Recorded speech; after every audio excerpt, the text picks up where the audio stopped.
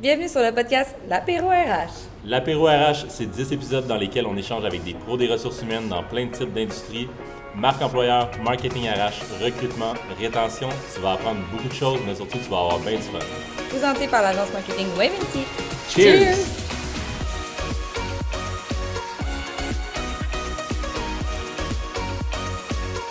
Aujourd'hui, sur l'épisode 8, on parle de recruter en mode post-COVID.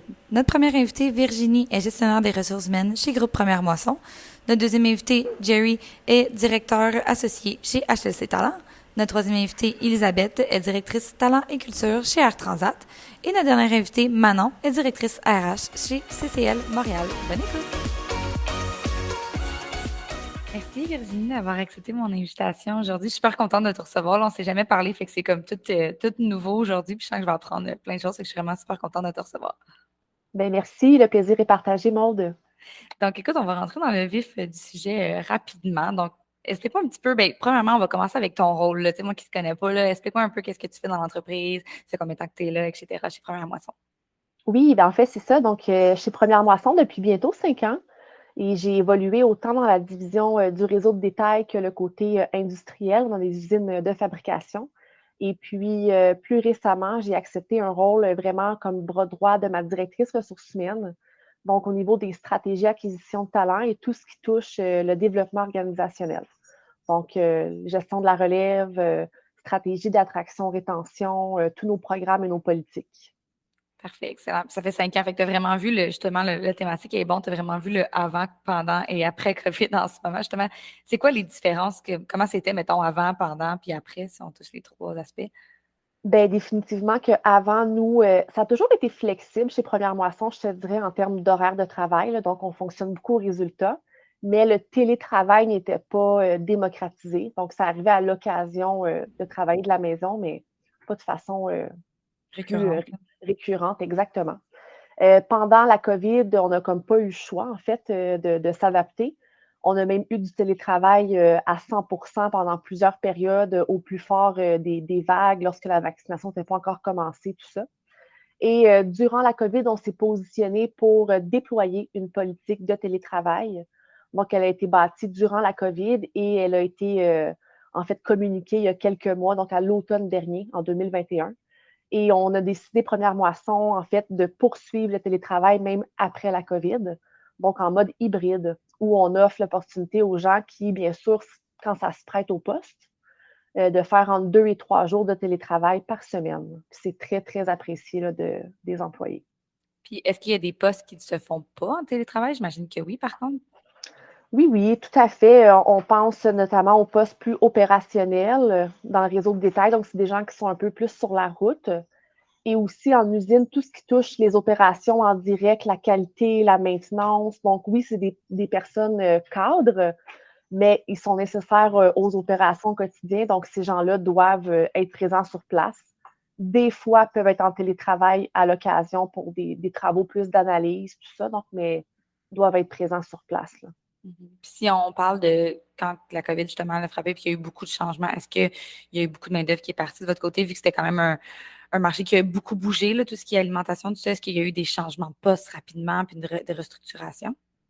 Durant la COVID, donc au tout début, malheureusement, on a dû procéder à des mises à pied. On a eu vraiment un ralentissement de nos opérations, tant au niveau du détail que de la division industrielle. Donc, oui, on a dû procéder à des mises à pied. Il y a même un de nos magasins qui a été fermé à Mascouche. Donc, ça fait partie des aléas des affaires.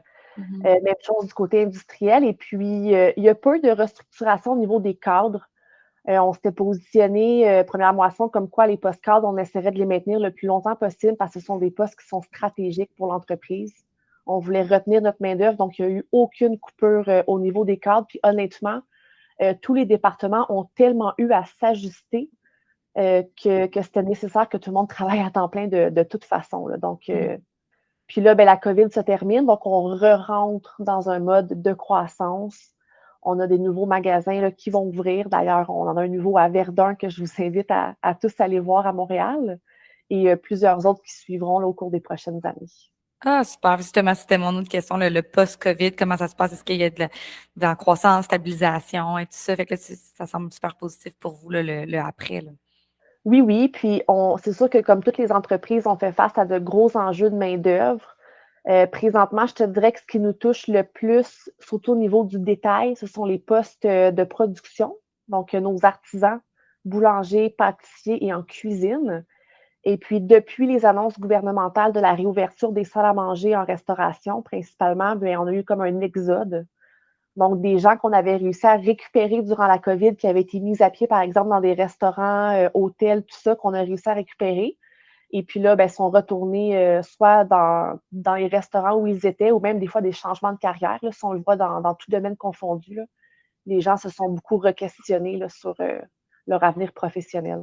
Ouais, surtout ce qui est j'ai vu ça dans le domaine de l'événementiel récemment aussi par rapport à les gens qui se sont dit: «Ben, ça reviendra probablement peut-être jamais des événements à 300 personnes». On a eu des doutes un jour que la normalité ne deviendrait pas ce qu'elle est maintenant.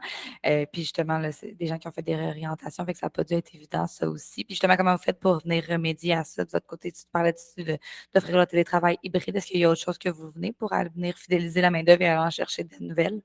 Définitivement. Ben, tout d'abord, on a revu nos échelles salariales. Donc, je pense que c'est beaucoup une question de salaire en ce moment. Oui, il faut être attractif sur le marché, puis ça passe par là. On est quand même flexible, je te dirais, même si, bon, en magasin, il faut être présent sur place. C'est des horaires qui commencent assez tôt le matin, mais on essaie de faire preuve de conciliation avec nos employés autant que possible. Donc, au niveau des rendez-vous, puis, ce sur quoi on est très, très fort, Première Moisson, puis je suis vraiment fière de le dire, là, c'est au niveau de l'ambiance de travail. Donc, c'est bien beau avoir des super conditions, mais si l'employé ne se sent pas bien au travail, s'il ne trouve pas qu'il y a un sens aussi à son travail, ça ne sera pas sur du long terme, là, définitivement. Donc, il y a beaucoup ça qu'on fait pour nos employés. On a d'autres avantages aussi que des fois les plus petites compagnies ne peuvent pas offrir, là. Donc, on a un package complet d'avantages sociaux qui leur sont Mmh. offerts, notamment. OK, parfait, excellent. Puis, est-ce que ça a été un défi niveau actualisation de processus, étant donné que là, justement, vous êtes rendu en hybride? Est-ce qu'il y a eu comme, tu sais, le processus de recrutement, tout ça, mais à distance? Tu sais, je parle plus en toi, en tant que ton rôle aux ressources humaines, là. Comment ça s'est passé à ce niveau-là? Tout à fait. Ben, présentement, je m'occupe surtout des postes cadres et de direction pour le recrutement, donc vraiment pour le corporatif. Et puis effectivement, donc au plus fort de la COVID, pas mal tous les entretiens se faisaient à distance. Donc, on s'est adapté avec des plateformes virtuelles. Et puis pour la division industrielle, ça a quand même toujours été important pour nous que les candidats puissent venir voir l'usine ou les usines, dépendamment du poste. Donc, on s'arrangeait quand même pour faire une visite dans les règles sanitaires qui étaient en place. Puis c'était apprécié des candidats, là, donc à la fin du processus de s'assurer qu'il y a un fit, que la personne voit comment l'environnement de travail est, c'est quand même super important, là. C'est Donc très près de on fait la l'ambiance de travail que tu disais tantôt, tu sais, je fais un petit lien parenthèse, ça se voit un peu plus, ben, pas juste une visite, mais ça reste que ça donne un petit aperçu de l'énergie qu'il peut avoir à l'interne aussi de venir, visiter, là. tout à fait. Tu as très bien compris. Donc pour nous, c'est important que les gens puissent, voir un peu la culture qui est véhiculée, les valeurs qu'on fait vivre au quotidien. Donc pour nous, c'était comme un must de Mmh. de poursuivre cette étape-là. Est-ce que c'est quelque chose que, ben, dans le fond, quand c'est des postes, quand boulanger, tout ça que tu parlais aussi tantôt, est-ce que c'est un peu la même chose? Ben, tu sais, j'imagine que ces entrevues-là pouvaient se faire aussi en personne parce que c'est plus des gens qui habitent près aussi, c'est moins télétravail. Comment ça s'est passé au niveau de ce type de poste-là, mettons? Tout à fait. Donc, au niveau des magasins, en fait, nos partenaires et directeurs, c'est tout géré de façon indépendante, là, nos boulangeries. Ils sont 100% autonomes dans leur recrutement. On a entre autres déployé un ATS durant la COVID, donc pour nous permettre d'être plus efficaces, plus agiles en recrutement. Donc, c'est des plateformes qui centralisent les affichages et la réception de CV, qu'on a profité pour rendre nos magasins autonomes. Et puis par la suite, oui, les entrevues se font sur place, là. C'est des postes de production. Le travail en tant que tel se fait sur place à 100%. Donc, toujours dans le respect des mesures au niveau du réseau de détail, c'est Mmh. resté un peu comme avant la COVID à ce niveau-là parce que ce sont des postes qui nécessitent une présence qui est sur place, là. Mmh, absolument. Puis est-ce qu'il y a justement là, est-ce que tantôt tu faisais un lien par rapport à les rendez-vous, on est plus flexible. Tu sais, je pense qu'il y a quand même même si c'est pas le télétravail qui permet cette flexibilité-là, je pense que bon, j'ai eu beaucoup de discussions, dans les dernières semaines justement par rapport à l'enregistrement puis au RH. Puis justement, c'est un vouloir de donner un peu plus de flexibilité, même dans des postes qui ne permettent pas d'être en télétravail, de venir compenser avec autre chose aussi. C'est quelque chose que vous faites aussi, c'est ça? Tout à fait. Autant qu'on embauche des étudiants, donc on est super flexible au Mmh. niveau des horaires d'école, évidemment, mais aussi quand c'est la période des examens. Donc, on offre des congés à nos employés qui sont rémunérés là, quand ça a été accumulé. OK. Même chose pour les parents qui ont des enfants. Donc, on est tous conscients, en fait, qu'on a une vie en dehors du travail. Donc, nous, c'est de cette façon-là qu'on la fait vivre, notre flexibilité. Les gens peuvent aussi avoir des disponibilités. Des fois, les gens auront aussi un deuxième travail. Donc, on essaie vraiment de concilier, de faire des aménagements d'horaires qui sont gagnants-gagnants là, pour nos employés. Parfait, excellent. Puis si, pour terminer, si tu avais, mettons, des petits trucs à donner pour trouver les bons candidats, tu sais, là, je sais que toi, en ce moment, tu sembles dire que tous les postes qui sont plus des postes cadres et tout ça, c'est plus, t'es plus là-dedans en ce moment. Fait que, mettons qu'on parle de ça plus précisément, trouver des bons candidats, ça se trouve où, mettons? Ben, personnellement, puis après, il y a différentes écoles de pensée par rapport à Mhm. ça, mais pour nous, puis pour moi aussi, en tant que professionnel RH, le fit est tellement important. Surtout, bon, on a une compagnie où ce que nos valeurs sont très fortes, on les fait vivre au quotidien. Donc, pour nous, c'est important d'avoir des candidats qui vont s'arrimer avec ces valeurs-là. Donc, d'une part, je pense qu'on s'assure d'un fit entre l'organisation et l'individu. Puis par la suite, c'est de s'assurer d'un fit entre le candidat et son supérieur, les tâches qu'il y a à faire aussi, donc un fit avec le poste et le candidat. C'est assez vaste quand on parle de fit organisationnel, mais pour nous, c'est déterminant au-delà des compétences. Des Mhm. compétences, ça se montre, on peut former nos gens. Puis, c'est beaucoup une question d'attitude aussi, je te dirais. Donc, l'attitude, c'est beaucoup plus difficile c'est moins malléable. Quelqu'un qui a une personnalité ou Versus une une connaissance attitude. manquante, mettons, là. Exactement. Donc, quand on a l'attitude, quand l'attitude est au rendez-vous, puis qu'il y a un fit, nous, c'est vraiment là-dessus qu'on va tabler pour des recrutements qui vont durer dans le temps, là. Parfait, excellent. Ben, merci Virginie, c'était vraiment super apprécié. Ça fait plaisir, Maude. Merci à toi. Jerry, content de te recevoir. C'est vraiment un grand merci d'avoir accepté notre invitation. C'est cool d'avoir des. On a beaucoup de personnes en retail, mais d'avoir quelqu'un qui est dans une forme de recrutement, tu vas avoir. Souvent, là, quand on est dans une entreprise, on a comme juste une vision de ce qui se passe. Là, toi, tu as comme plusieurs visions de plusieurs entreprises. Ça va être le fun de t'entendre parler là-dessus. Très content de te recevoir aujourd'hui. Merci beaucoup pour l'invitation. Ça me fait plaisir. Yes. T'étais en arrache chez Accenture, puis Randstad, t'es rendu peut-être à boîte, donc HLC Talent, qui fait essentiellement de l'impartition pour le recrutement et tout ça. Félicitations en passant, vous êtes rendu avec une belle équipe et tout ça. Merci, merci. Fait que DG et associé, tu as une associée avec toi, Mihaela, chez HLC. Comme je te disais, j'aime vraiment ça, le fait de te recevoir toi, parce que tu touches à plusieurs industries, tu touches à plusieurs entreprises. Puis là, justement, le fait qu'on est en le thème, là, recrutement en mode post-COVID, le fait que tu t'aides plusieurs visions à la fois, c'est sûr qu'on va sortir de là avec une coupe d'insight, c'est sûr. Euh, Mhm. on va commencer, j'aimerais ça qu'on y aille dans le plus pratique possible pour essayer de donner le plus de value possible. Je Oui, vais commencer par ma première question. Comment la COVID a affecté le recrutement? On en est où en ce moment? OK. Premièrement, la COVID, évidemment, la pandémie a lourdement touché le marché du travail. Euh, et certaines industries ont été touchées plus que d'autres, ça on le sait. Je pense qu'en termes de postes ouverts, recrutement à travers toutes les industries, j'ai lu qu'il y avait vraiment 2 et 3 fois plus de postes aujourd'hui en 2022 d'ouverts qu'il y avait en 2019. Trois Euh, fois. 2 à 3 fois plus, oui.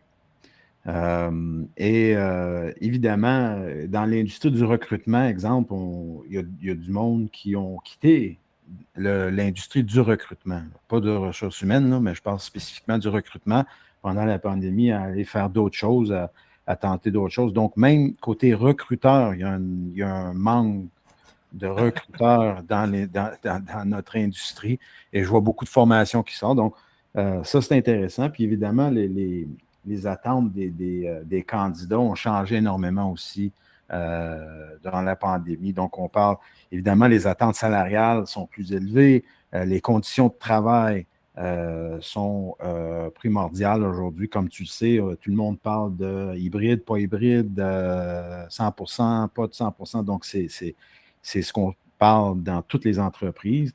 Et les entreprises, ils font tout pour s'adapter à cette nouvelle réalité-là. C'est quoi qu'ils font exactement? Qu'est-ce qui est mis en place? Qu'est-ce que les entreprises mettent en place pour pallier justement cet événement-là? Oui, bien, une des choses, évidemment, l'embauche virtuelle qui a été mise en place pour beaucoup d'entreprises. Puis je pense que l'embauche virtuelle est là pour rester. Il faut vraiment penser beaucoup côté expérience candidat quand on est en mode recrutement. Donc, les entreprises ils ont accéléré leur processus pour justement être capable d'être compétitifs sur le marché. Euh, je te dirais aussi qu'il y a les entreprises, nos clients, ce qu'on voit beaucoup, c'est pour la première fois en longtemps, là, ils apprécient beaucoup plus leurs candidats internes qu'ils le faisaient auparavant. Donc, on voit un boost de promotion ou de changement de rôle à l'interne. Évidemment, ça ouvre d'autres rôles dans l'entreprise, euh, mais c'est une des choses qu'on voit. Et l'autre chose que je vois qui est euh, pour moi une des choses un petit peu les choses le plus positives, la chose la plus positive à sortir, c'est l'ouverture à la diversité. Puis on en parle souvent chez nous. Donc, l'ouverture à divers talents, peu importe où ce qu'ils sont, d'où ils viennent, leur expérience canadienne ou non canadienne, québécoise, non québécoise, dis-le comme on veut. Mais il y a définitivement une augmentation d'appétit des entreprises pour euh, euh, côté diversité de candidats. Là, par diversité de candidats, tu parles vraiment donc, du recrutement à l'international, j'imagine? Oui, bien évidemment, tout le monde sait recrutement international, mais pas seulement recrutement international, parce qu'on a une population assez diverse ici au Québec qui ne dure pas d'hier, là, ça fait longtemps. Mhm. Puis, dans mes recrutements dans les 20 dernières années, depuis, je te dirais, un an et demi, euh, l'ouverture d'esprit des gestionnaires, des gens qui font les gens de ressources humaines, et l'ouverture d'esprit est là pour justement peut-être un candidat qu'on ne trouvait pas le fameux fit corporatif avant. Là. Mhm. Euh, de moins en moins, on utilise le fit corporatif comme excuse. Mais je sais que tu es beaucoup impliqué dans plus le recrutement, mais au niveau, quel impact ça a au niveau de la rétention? Parce que j'imagine que justement, amener cette diversité-là, tu vois, par exemple, je pense aux industries de la construction, peut-être que c'est plutôt peut-être en région aussi, qu'il y a peut-être moins grande ouverture dans les équipes, peut-être. Comment ils font pour parler de justement avoir une cohésion dans la culture d'entreprise? Ben, l'éducation, c'est la clé. C'est l'éducation, c'est d'en parler, c'est de. Et souvent, euh, ce que j'ai vu, c'est qu'une fois qu'ils ont il y a un genre de, ils ont un succès avec une embauche qui n'était pas Mhm. nécessairement, euh, qui ne fitait pas nécessairement dans leur boîte, là, si tu veux. C'est l'éducation de leur monde, puis de comprendre que le plus diverses nos équipes, les meilleurs résultats. Et ça, c'est pas moi qui le dis, là, c'est la réalité là, dans toutes les équipes. Une fois que tu as de la diversité, là, la diversité mène à une croissance, mène à des résultats. Mais l'éducation à l'interne, puis c'est ça la clé pour justement répondre à ça. C'est ça. Tant que je pense qu'il y a une prémisse de toute l'équipe d'avoir une ouverture d'esprit, d'écouter surtout, j'imagine, d'empathie, tout ça. J'imagine que quand on a ça, c'est là que ça thrive complètement, puis que la diversité des idées fait en sorte qu'on avance plus vite. Oui, absolument. Et je tire un parallèle là. Le recrutement et l'immobilier, présentement, ils vivent la même chose. Il y a un surenchère de salaire, il y a un surenchère de Mhm. prix immobilier. Donc, est-ce que c'est un surenchère ou est-ce que c'est une mise à niveau? C'est ça la question. Est-ce qu'on. Parce que l'équilibre, là, l'équilibre du marché de travail et le bassin de travailleurs euh, et les besoins du marché de travail. Donc, tu sais, les employeurs n'ont pas le choix. Donc, c'est le parallèle entre l'immobilier et le recrutement, elle est là. Puis c'est la même chose, là. C'est l'offre et la demande. Ça peut moins que. Il y a moins de candidats pour le nombre de postes, fait que naturellement, ça vient à ce qu'on deviens un petit peu plus créatif. Tu parles des salaires, mais j'imagine qu'il y a même d'autres choses. Là. J'imagine que Oui, je parle juste de salaire, mais oui, des puis avantages. des avantages, euh, les conditions de travail, les valeurs d'entreprise, tout ça tombe Mais évidemment, quand les candidats vont négocier leur salaire aujourd'hui, c'est plus comme avant le Avant ça. COVID, là. C'est très, très différent. Au niveau des avantages, puis tout ça, qu'est-ce que tu remarques qu'il y a des nouvelles choses qui n'étaient pas là pré-COVID, puis que là, ça l'est plus? Je pense pas qu'il y ait des nouvelles choses, mais je pense qu'il y a une amélioration de en anglais, on dit EVP, Employee Value Proposition. Ouais, Donc, ouais. ce qu'on propose à nos employés. Évidemment, le mode hybride, c'est à la mode. Donc, les entreprises, comment est-ce qu'on gère ça? Donc, j'ai vu des exemples dans les plus grosses entreprises qui, exemple, ils m'ont dit, ils ont 3 catégories d'employés. Un, c'est 100% sur place, en présentiel. Il y a un mode hybride, puis il y a un mode 100% à distance. Puis, ils ont mis et chacun de ces silos-là, chacun de ces 3 silos-là, ils ont des postes identifiés à chacun des silos. Donc, si ton poste est dans silo A, ben, tu t'attends à ça. Puis si tu veux changer à quelque chose d'autre, ben, il faut regarder les autres types de postes qu'il y a dans chacun des silos. Donc, ça, c'est différent. On n'a jamais vu ça avant. Et je pense aussi que c'est beaucoup plus collaborateur, là, le processus, puis avec les candidats, de bâtir qu'est-ce qu'on veut. Et aussi même genre d'avantages sociaux à la carte. Je dis ça souvent, Ah ouais. ton candidat de 29 ans versus ton candidat de 49 ans, ben eux, ils ont une idée différente de ce qu'ils veulent. Ils ont une idée différente de quel type d'avantages ils veulent. Et ça, il faut répondre parce qu'une entreprise a besoin de tout le monde. Donc, comment est-ce qu'on peut changer le modèle interne? Ça, c'est la clé parce que souvent, on dit, ben si quelqu'un est là, on veut que tout le monde l'aille. Ça a changé complètement. C'est beaucoup plus custom à ce que les candidats ou chacun des candidats ou dans un silo de candidats, exemple, ils veulent. Puis c'est noir et blanc, donc ça enlève le gris. Donc, Mais ça, définitivement, ouais. c'est vraiment un bon point que en fait, j'ai jamais entendu le fait d'avoir des avantages à la carte, mais c'est vrai que c'est pas tout le monde qui a les mêmes motivations, c'est pas tout le monde qui a les mêmes ambitions.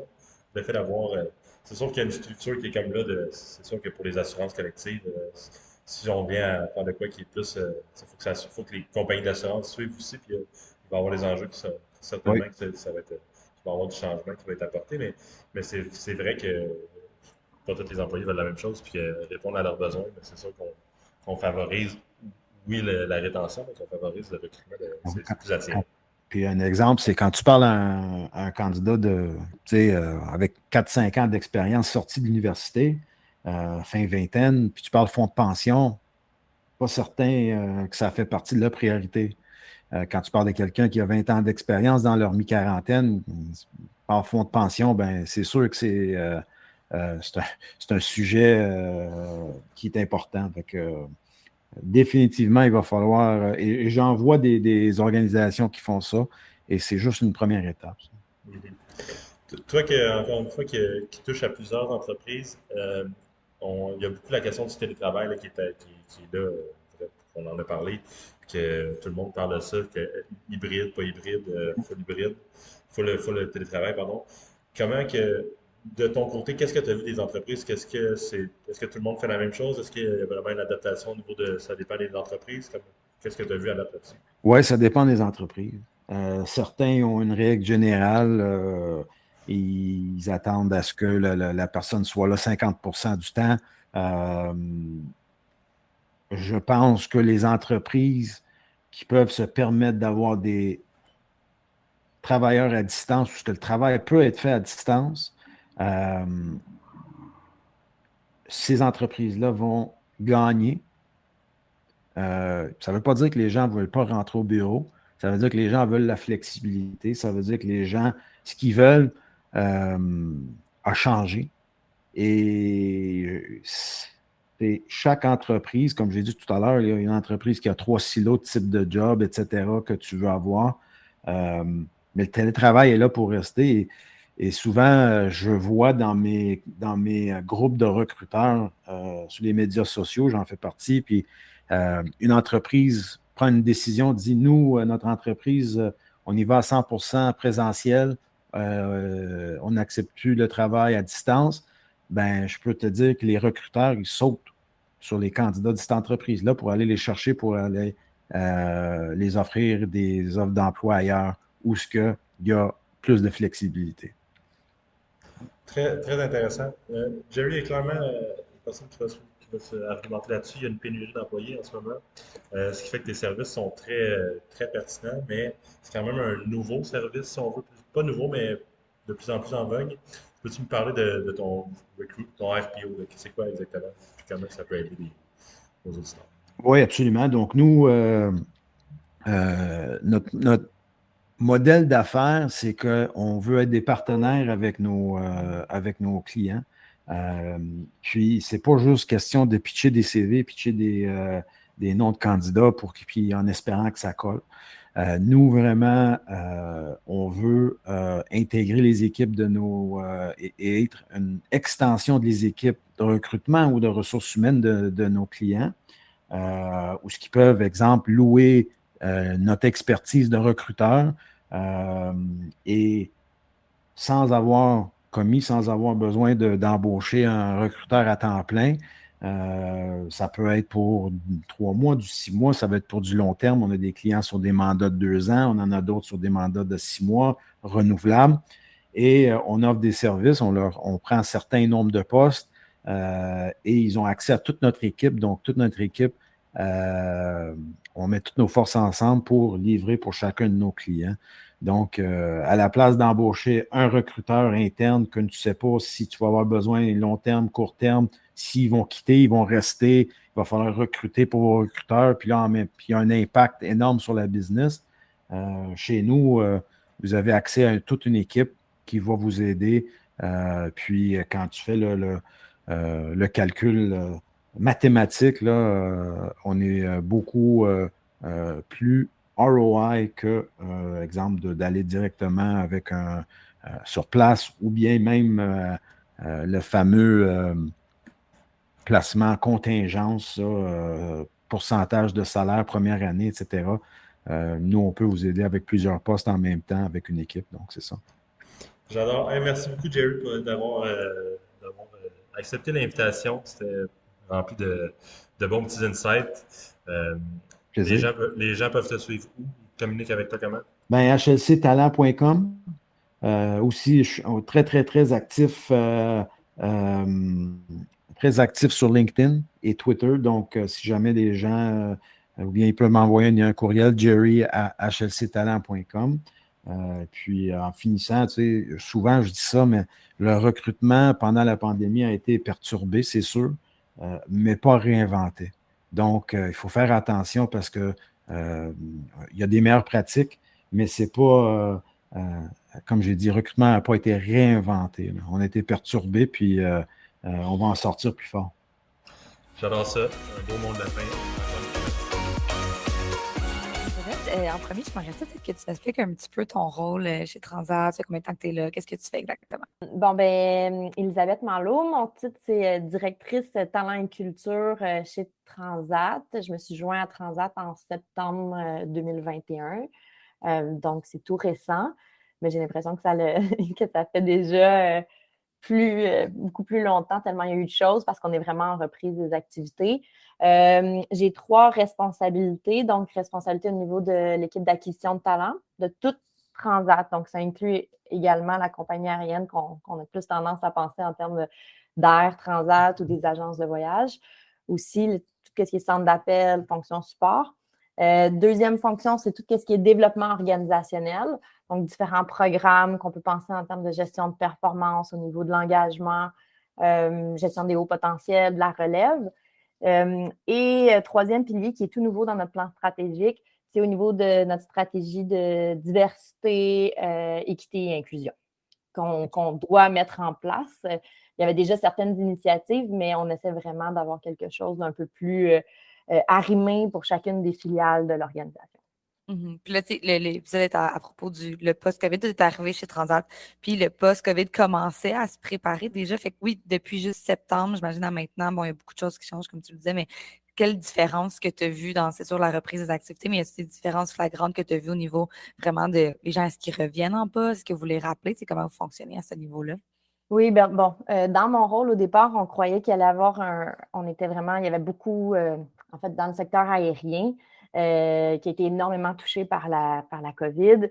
Il y a eu énormément de personnes qui ont été mises à pied. Donc, au départ, le focus était plus de reprendre des programmes, si on parle plus en termes de développement organisationnel, mais au niveau d'acquisition de talent, au départ, on n'en parlait pas trop. C'était plus de développer des stratégies parce qu'on avait énormément de personnes à rappeler.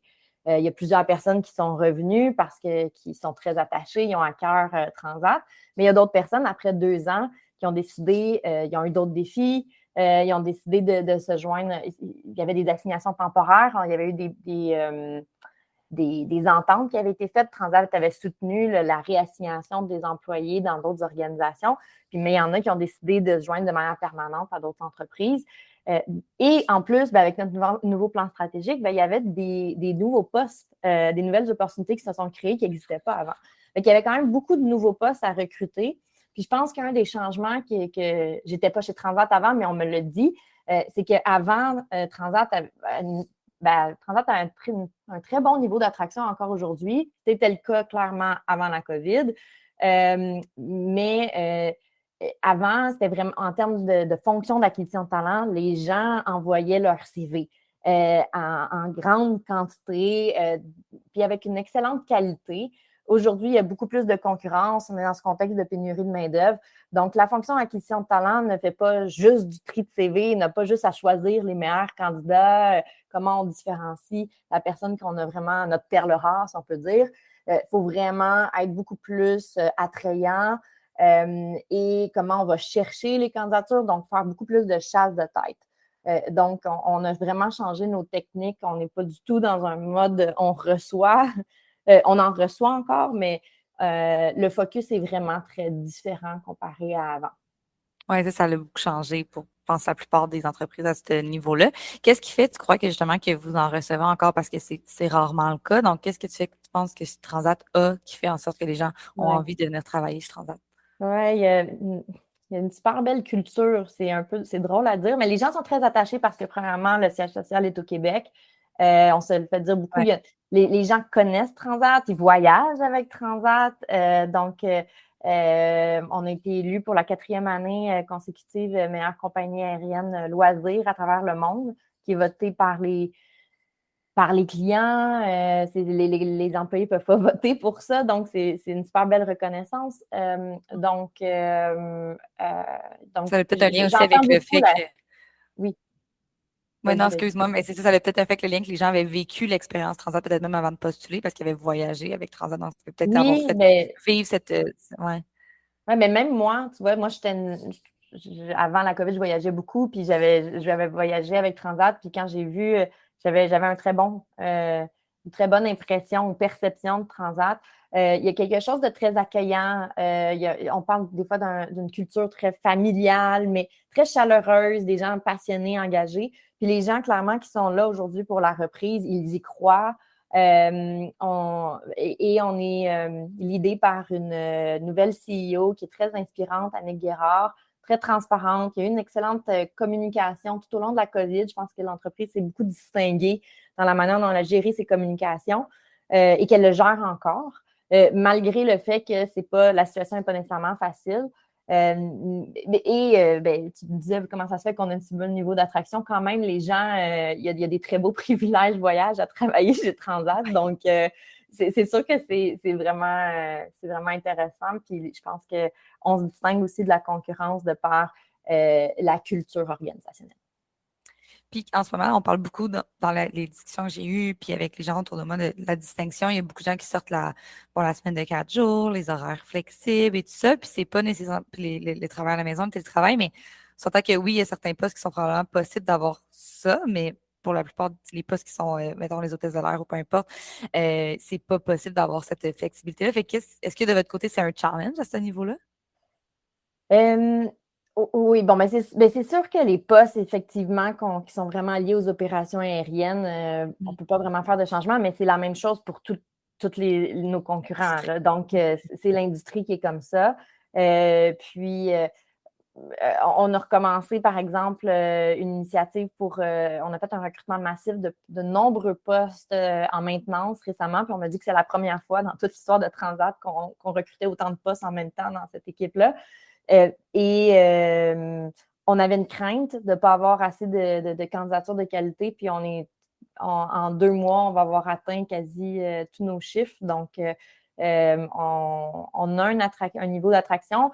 Pour les pilotes, on vient juste de réactiver, fait que c'est un long shot un peu, là. On va voir une meilleure idée à l'automne parce que clairement, il y a une pénurie de pilotes à travers le monde, c'est pas juste au Québec. Donc, la concurrence n'est pas seulement avec les autres compagnies aériennes canadiennes, ils sont aussi à travers le monde au niveau international.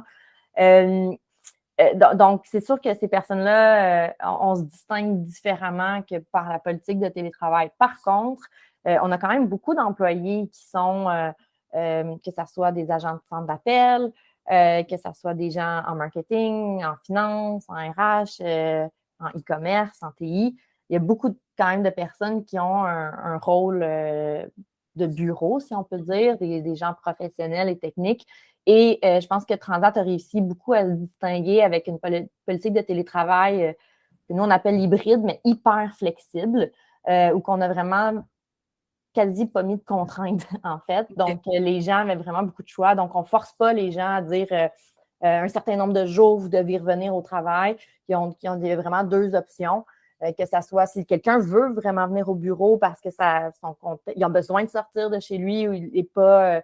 il n'y a pas un bureau aménagé qui s'y prête, il veut sortir de la maison, c'est possible. Mais quelqu'un qui veut vraiment être en télétravail, il peut choisir le nombre de journées, il peut se présenter quand il veut. La seule différence, c'est qu'il n'y a plus nécessairement un bureau à signer.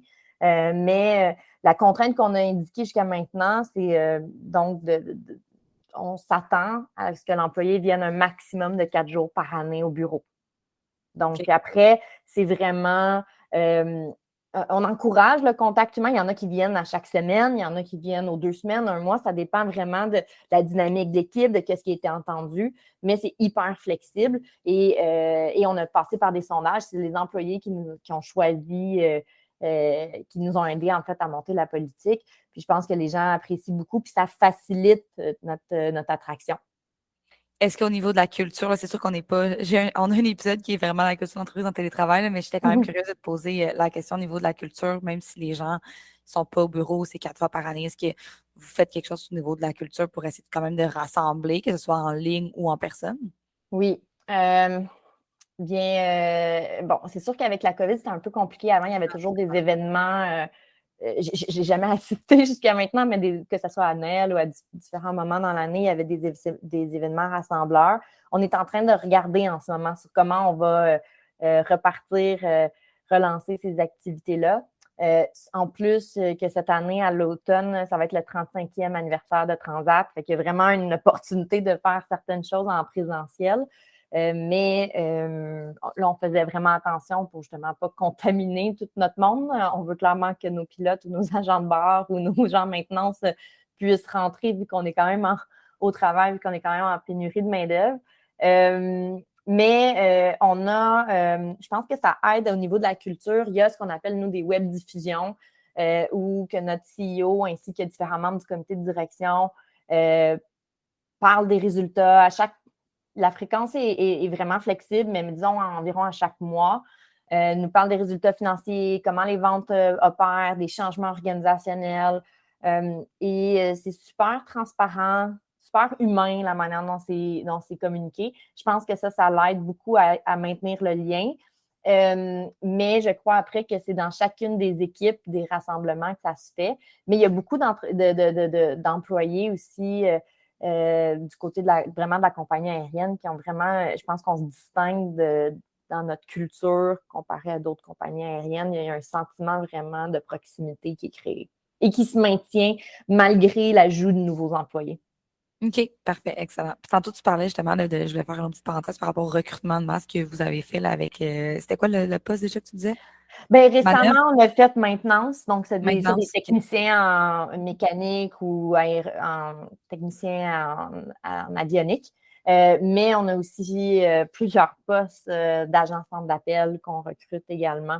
Puis Puis le donc, fait que ça a été des très bons résultats par rapport aux 2 mois là, que tu parlais, ouais. qu'est-ce que tu penses qui a fait la clé de ces bons résultats-là, la clé de ce succès-là? Je pense vraiment que c'est. Il y a une grosse notion de bouche à oreille dans ce secteur spécialisé-là. C'est des métiers professionnels qui demandent des licences. Puis le mot s'est passé et je crois que les gens sont extrêmement attachés. Ben, en fait, nos employés, j'aurais dû commencer par ça. Nos employés, c'est vraiment les meilleurs ambassadeurs. Puis on a fait des affichages, on a eu des stratégies, on a travaillé avec certains collaborateurs pour faire des vidéos promotionnelles où on allait vraiment chercher nos employés. C'était pas trop stagé. Ça représentait vraiment la situation. Je pense qu'on a aussi des nouveaux avions qui donnent le goût de travailler, donc que le défi est stimulant. Mais je crois qu'en bout de ligne, que ce soit le travail, je crois que c'est avec qui tu travailles. Et donc, c'est nos employés qui sont les meilleurs ambassadeurs qui en parlent. Et on a eu énormément de références. Donc, ça a fait une très grosse différence. Parce que aussi, il y a quand même une inquiétude. Je le sens moins aujourd'hui parce que les voyages ont repris, il y a moins de contraintes avec la COVID, de mesures sanitaires qui empêchaient les gens de voyager. Là. Il y a plein de contraintes avec la gestion des passeports, mais si on oublie ça aujourd'hui, les gens peuvent voyager. Quand je me souviens à l'automne, les candidats nous demandaient à l'équipe d'acquisition de talent vraiment fréquemment qu'est-ce qui se passe avec Transat? Est-ce que Transat va survivre? Parce qu'on n'avait pas de revenus l'année dernière, parce que pendant plusieurs mois, on ne volait pas. Donc, c'est sûr que l'entreprise s'est endettée. Donc, il y avait une inquiétude sur l'avenir. Et je pense que donc le lien ici avec le recrutement massif, et je pense que quand nos employés disent non, ça va bien, je te dis, on voit des signes. Il y a ce qu'on voit dans les journaux, mais il y a ce qu'on ressent aussi dans l'organisation. Je crois que ça donne l'effet de levier pour convaincre de postuler. Puis après, on a reçu énormément de feedback positif une fois que les gens sont en processus parce qu'on est en concurrence avec d'autres compagnies aériennes, que ce soit il y a différentes tailles de compagnies.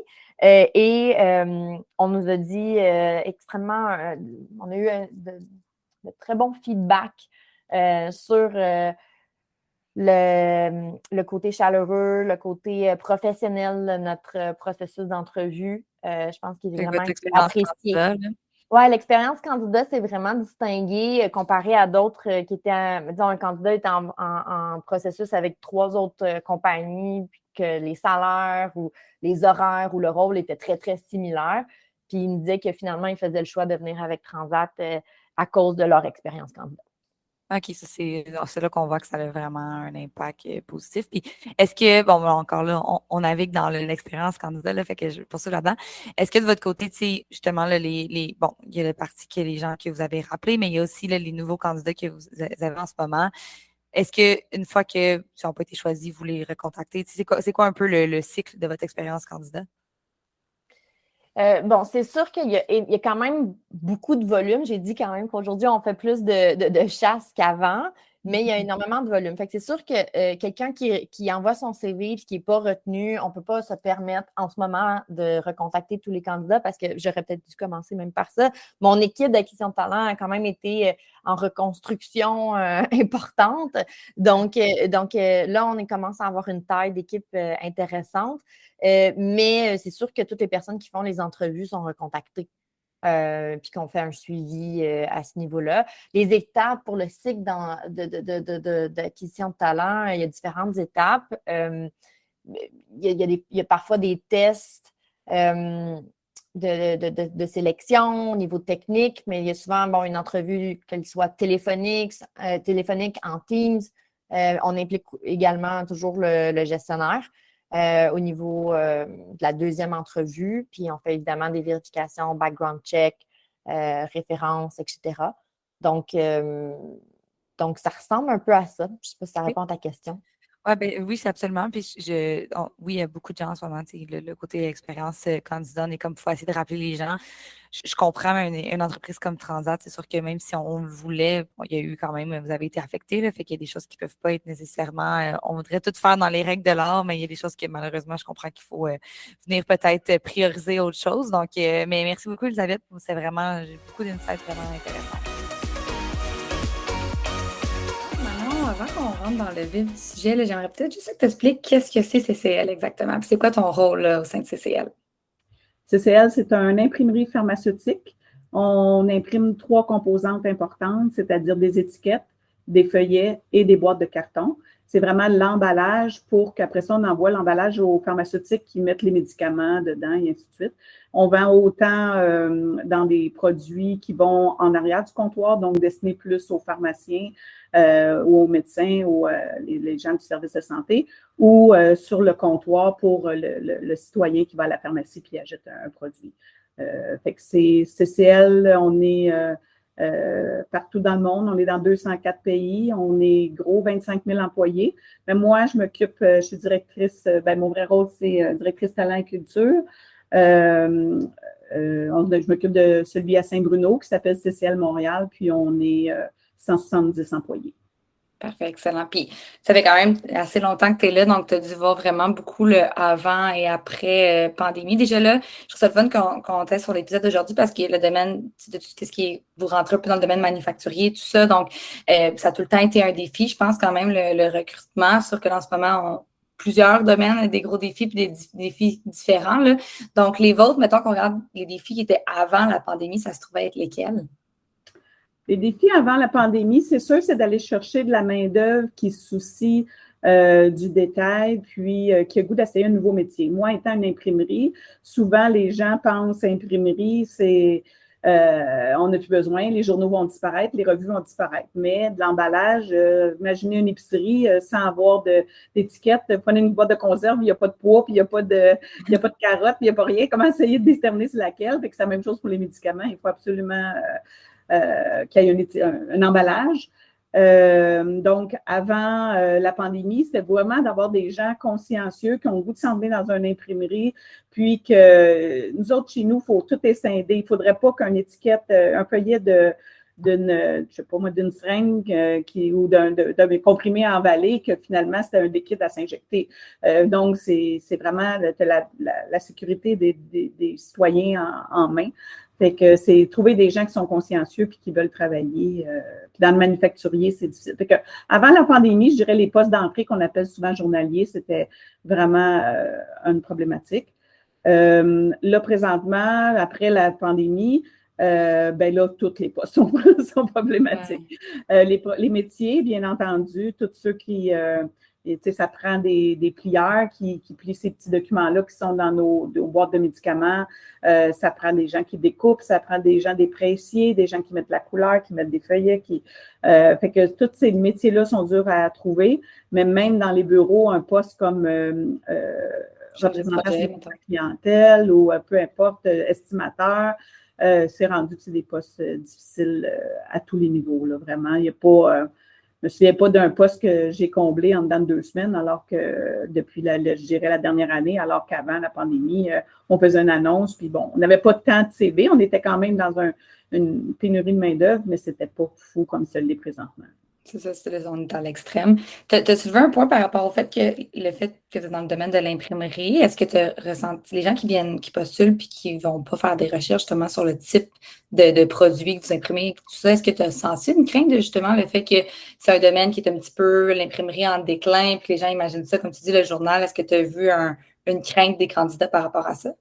Oui, mais ça fait longtemps que ça existe. Ça doit faire une dizaine d'années. Moi-même, quand je suis arrivée chez CCL en 2010, quand je suis arrivée, les gens de mon réseau me disaient, voyons donc, tu t'en vas là pour finir ta job. C'est souvent en ressources humaines, quand il y a des entreprises qui ferment, on dit tout le temps, on met les gens à pied, puis à fini qu'on se met nous-mêmes à pied. Là. Fait que les gens disent, c'est ça que tu veux faire dans la vie? Non, mais là, quand tu expliques, oui, c'est l'industrie de l'imprimerie qui est difficile. C'est pourquoi là, je fais partie aussi du comité sectoriel, la main-d'œuvre des communications graphiques.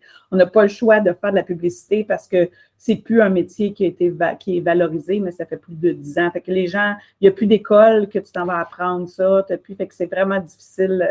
Quand tu vas dans les centres locaux d'emploi, ils ne présentent pas un métier d'imprimerie. Ils ne disent pas, allez-vous-en là-dedans, la relève, vous allez avoir un travail. Fait que c'est l'industrie qui doit faire sa job. Fait que c'est ça qui est difficile avec les moyens du bord qu'on a. Oui, c'est vrai parce qu'avant, si je reprends il y a plusieurs années, quand je fais mon diplôme d'études professionnelles en infographie, il y avait le programme pour le pré-presse, le pré-presse et les presses. Puis ce programme-là a complètement disparu là, depuis les dernières années. Là, donc, c'est vrai que ça doit être c'est quand même un domaine qui nécessite des connaissances assez approfondies, là, être pressier et tout ça. Donc, ça doit être un gros défi. Est-ce que vous offrez un programme de formation en interne pour justement les gens qui sont prêts qui n'ont pas nécessairement d'expérience, mais qui sont prêts à se former par rapport à ça? Oui, on a dû, des 5 dernières années, développer beaucoup ça. Fait que prendre la relève, voir des jeunes qui ont le goût d'apprendre un métier, qui n'avaient pas nécessairement les notes avoir un secondaire 5 ou sur le banc d'école. Fait qu'ils arrivent ici, puis ils sont accompagnés, puis des fois, il y a des métiers que ça peut prendre 3 ans, là, c'est long. Là. Fait que c'est juste que ce qui est difficile aujourd'hui, c'est que des fois, les gens changent d'endroit. Fait qu'il faut devenir un employeur qui est attirant, attrayant, écouter leurs besoins puis répondre à la clientèle. Mais c'est ça, il faut tout leur montrer de A à Z. Là. Devenir un plieur, tout le monde dit, ben voyons donc, c'est un petit papier que je prends puis je jette des poubelles, mais pour des pharmaciens, pour peut-être le Tylenol, tout le monde sait combien ils doivent en prendre et tout, à moins que tu aies un bébé puis il faut que tu regardes la posologie, tu n'es pas habitué. Mais pour des gens, quand c'est des injections de chimio ou des choses comme ça, il faut que tu le lises comme il faut le feuillet. Il ne faut pas t'injecter quelque chose dans un être humain qui est allergique ou quelque chose comme ça. Là. Fait que c'est un métier qui est hyper important, mais on dirait que les gens ne le voient pas. Quand tu l'expliques, ils sont sensibilisés. Les gens que j'ai à l'intérieur, ils voient l'importance dans leur îlot, d'avoir le bon produit. Puis je ne peux pas mélanger une étiquette. Je ne peux pas identifier un produit qui n'est pas ce produit-là parce que ça ne fonctionnera pas. Quand les gens travaillent à l'interne, ils voient toute l'importance, mais les gens de l'externe, il faut réussir, il faut faire des foires d'emploi, il faut aller les chercher sur les bancs d'école, il faut se faire inviter dans les écoles secondaires pour expliquer c'est quoi. Puis là, quand à un moment donné, il y a une lumière qui s'allume, là, puis fait comme « Ah, ouais, c'est vrai, c'est important. » Fait qu'il faut aller chercher des gens qui veulent un emploi, qui s'impliquent dans la société, puis que leur travail fasse quand même une différence. Là, mais à court terme, il n'est pas facile à voir la différence. Fait qu'il faut vraiment l'expliquer puis leur montrer la valorisation du travail. Là. Si je m'en allais te poser comme autre question, y a-t-il des techniques nouvelles, justement, que vous avez pour aider au recrutement après? Là, on parle du après maintenant COVID. Là, tu parles d'aller dans les écoles. Est-ce que là, c'est quelque chose que vous faisiez avant, que vous avez recommencé? Est-ce qu'il y a des nouvelles méthodes que vous faites maintenant? On n'a pas le choix de changer les méthodes. Fait que là, on s'en va beaucoup les réseaux sociaux pour aller chercher les jeunes. Aujourd'hui, je pense que c'est la place à être. La difficulté, c'est que ça prend du temps, les réseaux sociaux. Tu ne peux pas faire juste une annonce comme dans un journal autrefois où tu fais un one-shot deal, tu as plein de CV puis ça va bien là-dedans. C'est d'être continuellement sur les réseaux sociaux une fois par semaine ou une fois, puis d'avoir du contenu intéressant aussi. Il ne faut pas juste tu fais une image de quelque chose qui ne veut rien dire. Fait que ça nous a amené à être obligé de créer un poste chez nous de conseillère RH, marketing RH, pour vraiment, justement, promouvoir, revoir le site Internet, afficher des choses, regarder nos moyens de communication. Fait qu'on travaille là-dessus. Que oui, ça change. On ne peut pas rester comme autrefois où on met une annonce sur Emploi Québec ou peu importe lequel, puis où on achète du temps sur Job Illico, Job Boom ou peu importe, puis on se croise les doigts, puis on attend des CV, ça ne fonctionne plus. Là. C'est ça. Puis il y a tout aussi l'aspect de comment rédiger l'offre, qu'est-ce qu'on fait d'original dans l'offre, qu'est-ce qui va être différent dans cet aspect-là. Puis là, pour l'aspect réseaux sociaux, c'est tellement vrai parce que souvent, quand on est dans une adaptation en ce moment, ce que j'ai cru comprendre avec certaines discussions avec des gens en ressources humaines, c'est que justement, tout le monde me dit sur les réseaux sociaux, donc je vais aller afficher mes posts sur les réseaux sociaux, puis ils s'attendent vraiment à ce que ça fasse un gros boom, mais ça va faire un gros boom, mais il faut que ça prenne beaucoup plus d'efforts qu'un endroit qui a déjà toute déjà tous les candidats qui recherchent un emploi, par exemple, Indeed, les gens qui sont sur cette plateforme-là, c'est parce que soit qu'ils veulent poser un emploi comme vous, soit qu'ils veulent chercher un emploi. Donc là, toute la clientèle cible, mettons qu'on parle de marketing, est à cet endroit-là, mais sur Facebook, ça peut être juste un ami qui partage, qui travaille chez CL, qui est content d'être sur une photo, puis là, un de ses collègues est comme, ben, ça fait longtemps que je vois que cette entreprise-là a l'air bien, puis je veux changer de poste. Fait qu'il y a un côté référence aussi qui vient faire, tu sais, comme des petites toiles d'araignée un peu partout, puis qui aide beaucoup au recrutement également. Ça, puis aussi, il faut, tu sais, ça, supposons c'est les gens peut-être 40 ans et moins, mais quand on tombe, nous autres, chez nous, il y a quand même beaucoup de gens qui avaient déjà d'expérience un peu ailleurs, quelque chose, mais ont autour de 50 ans, on les prend quand même, mais eux autres, c'est d'aller les chercher d'une autre façon. Fait que là, on essaie d'aller rentrer dans le quotidien des gens. Donc, c'est de mettre des annonces dans des je sais pas moi, les arénas, d'essayer de trouver où ils sont, puis qui marchent, puis d'un coup, ils voient une annonce ou, tu sais, c'est d'aller le trouver autrement, là, tu sais. Puis là, c'est plus juste d'aller chercher des gens qui n'ont pas d'emploi, donc sont à la recherche, c'est d'aller chercher des gens qui sont déjà à l'emploi, puis de les attirer pour qu'ils trouvent quelque chose d'intéressant aussi, là. Fait que c'est pour ça que les réseaux sociaux, c'est un, mais aussi tout le message marketing en arrière qui est important. Là, puis tout est important jusqu'à la fonte. Là. Moi, des fois, je me rends compte, là, depuis qu'on a engagé notre conseillère, qu'elle me présente 4 fois la même annonce et juste changer la fonte. Je fais comment? Ben oui, celui-là plus professionnel, lui, il a l'air plus funny. Lui, là. Fait que tous les détails, c'est pas juste les couleurs qui sont intéressantes, les formes, le format, mais jusqu'à la fonte. Je n'ai jamais pensé que c'est important, tout ça, finalement. Oui, c'est ça. Ben, c'est l'image de marque qu'on diffuse, mais sur le web. Donc, oui, c'est super, super important. Puis, le cerveau réagit différemment selon, là, je parle presque pour ma paroisse, là, en étant graphiste par le passé, mais c'est sûr que ça fait clairement une différence. Puis, c'est nommé un bon point le côté marketing traditionnel qu'on appelle, donc l'affichage et tout ça reste encore super important. Puis, il y a des métiers aussi qui n'ont pas le choix. Par exemple, on a un client, on brainstorm on est sur des idées pour aller attirer un certain type de clientèle à cette île qui n'utilisait pas nécessairement les réseaux sociaux. Donc, qu'est-ce qu'ils font? Il y a un Tim Hortons à cette île. Qu'est-ce qu'on pourrait faire avec l'affichage? Donc, des fois, c'est d'essayer d'être original par cible aussi de où qu'on veut aller attirer ces candidats-là. Là. Ça peut être intéressant aussi. Oui, puis on dirait qu'il y a continuellement des nouvelles choses qui sortent. Il faut juste les trouver, être à l'affût, puis l'essayer. Il n'y a pas de recette miracle. Là. Il y a pas, en tout cas, moi, je ne l'ai pas trouvé. Si quelqu'un la trouve, dites-le moi, mais que c'est vraiment écrit première étape, tu fais ça, deuxième étape, troisième étape, puis là, tu as plein de CV. Il faut essayer. C'est essai-erreur, puis ça change avec le temps. C'est pas que ta recette gagnante qui était bon en 2000 et va être bon en 2025. Là. C'est vraiment d'évoluer, de s'adapter. Je dirais aussi, suite à la COVID, tu as des gens qui demandent des conciliations travail-famille, fait que d'avoir des horaires variables. On a eu tendance à dire toute ma vie, manufacturier, on n'est pas capable. Si on marche 24 heures, c'est de 7 à 3, 3 à 11, 11 à 7, fait qu'on ne peut pas bouger. Mais non, il faut ouvrir nos œillères, puis il faut, si dans la même équipe, ils travaillent sur le même équipement, il y en a un qui est prêt à commencer plus tôt, ils veulent tous commencer plus tôt, ben pourquoi pas? Tu sais, oui, c'est plus compliqué quand tu fais tes réunions d'équipe, quelque chose, mais là, à cette heure, il faut vraiment user d'imagination, puis pas être fermé. Faut essayer d'accommoder tout le monde pour de chacun des réalités. Le trafic aussi, qu'autrefois, on ne vivait pas. Dans le temps du COVID, encore moins, parce que là, il y a beaucoup de monde qui ont travaillé de la maison. Quand on est manufacturier, ils ne pouvaient pas, ils venaient sur les lieux. Mais là, on conjugue avec tout ça, là, les vacances, la construction, ben pas les vacances, mais la construction sur les routes. Donc, ça fait du trafic, beaucoup de monde. C'est quelque chose. Puis justement, le fait que vous ne pouvez pas offrir 100% de télétravail, on s'entend. De toute façon, il y a beaucoup de hybrides et tout ça. De votre côté, est-ce que ça a été un enjeu pour vous de voir, ben là, on a parlé un peu d'horaire flexible, mais le côté télétravail dans les bureaux, mettons? Bien, nous, on n'avait jamais pensé à ça parce qu'on avait l'impression que tout le monde devait être au bureau tout le temps.